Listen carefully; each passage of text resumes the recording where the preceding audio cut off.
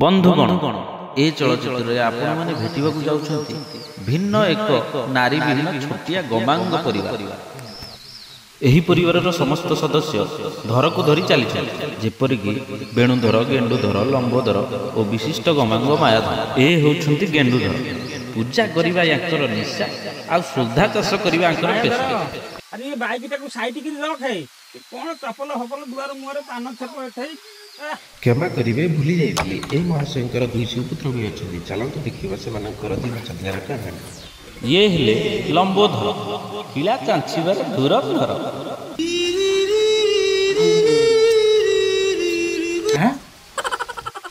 आ ये होउछंती मायाधर ओडिशार विशिष्ट नोबड़ा गेमर।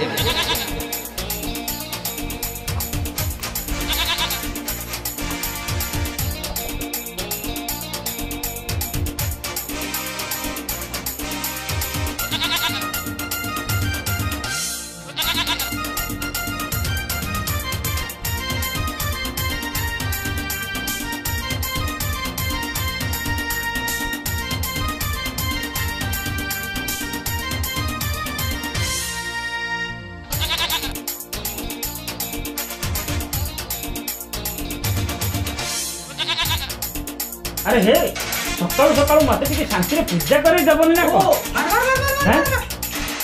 अरे अंडीरा दुलुआ परी लडी छाडू जल्दी।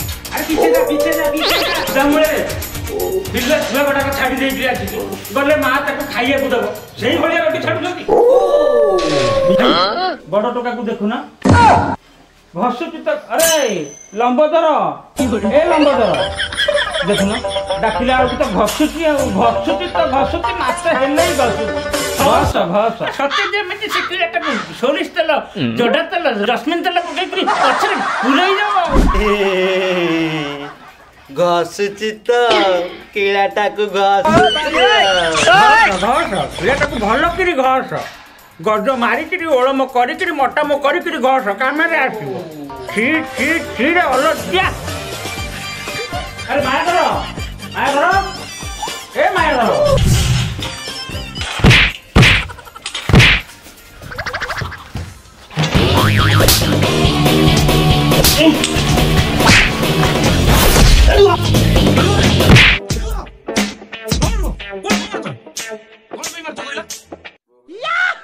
सकाळू धोबा घाटरे काचिला बेले मते सकाळू काची जेलुनी बिना सर्फ पकई काचिला बेले काचिलनी मु किछ न कहला बोलू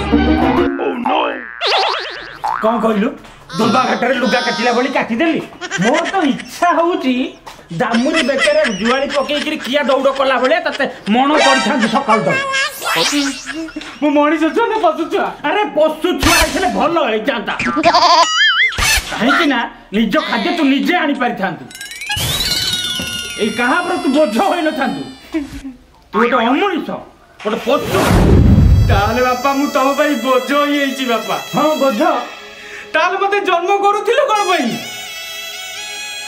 इंतुणी साळ रे मन गटप सोडियर कोरई देई मारी देलोनी कोन पई मते गोदावरी गोल्ड आ विटामिन देई ग्रोमर 28 देई बड़ करूथिले कोन पई। ओहो तू से डाटा डायलॉग बंद कर। ए देखु लंबोधर आ तू कौन देखिबू तू तो खाली घसिलु घस आ तू बसिकिरी काई घसु दरकार पहले आंठेइकिरी घस पेटेइकिरी घस घुसुड़ी किरी घस से तो हत्या तो धार मोला जाए घस आ धार मोला पर जदी चांची न होउची तू जा से कोन कमर पाखे टिके पजेइकिरी धार कर देई आसी पुणी बसिकिरी घसु था ए किलाटा घसुची बाबा बहुत हो गला वो भेजा गरम करनी बाबा कौन कहलु भेजा गरम हो जाउची। अरे सकाळु पिला माने उठिले निजर नित्यकर्म सारिगिरी टिके बही मेलेकिरी बसी पड़ंती पाठ दी अक्षर पढिबा आ तू कौन को ओपन बुक को पितृ अन्न नष्ट कर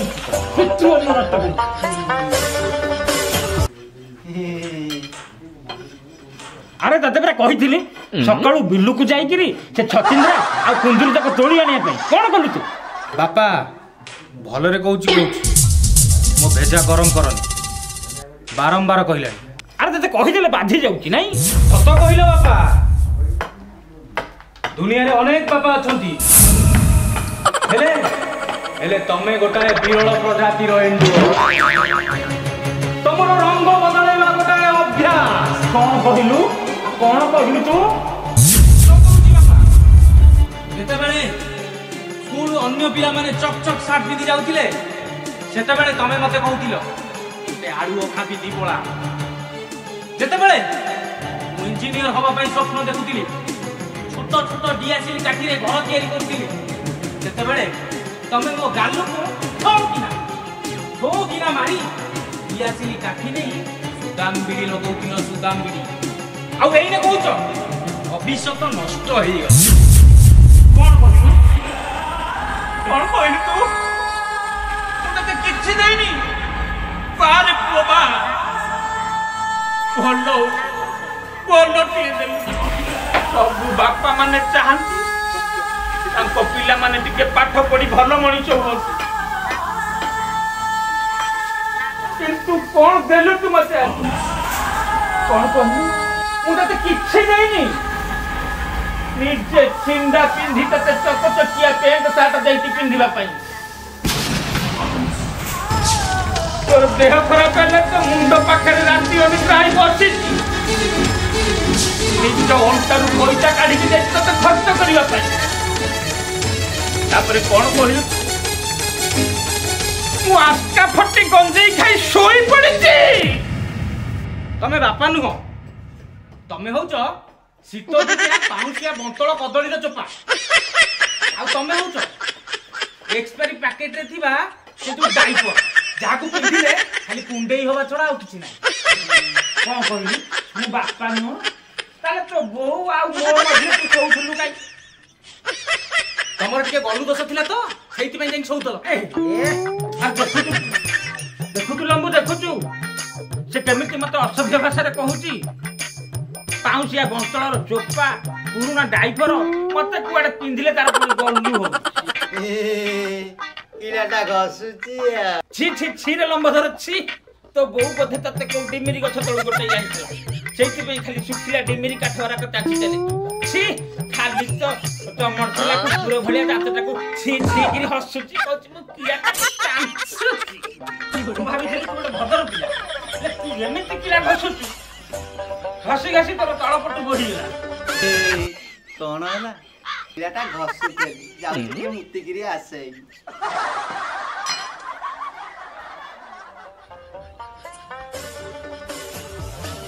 ବାପା, ମୋ ମୁଣ୍ଡଟା ବି ଗରମ ହେଇକି ଅଛି। କଥାବାର୍ତ୍ତା କରିବ ପୁରା ଭେଜା ସୁଟ୍ କରିଦେବ। ହେଇଗଲା ବହୁତ ହେଇଗଲା। ତୁ ବହୁତ କହିଲୁ, ବହୁତ ଶୁଣିଲେ। ଆଉ ନୁହଁ ଏଣିକି ଅନ୍ତର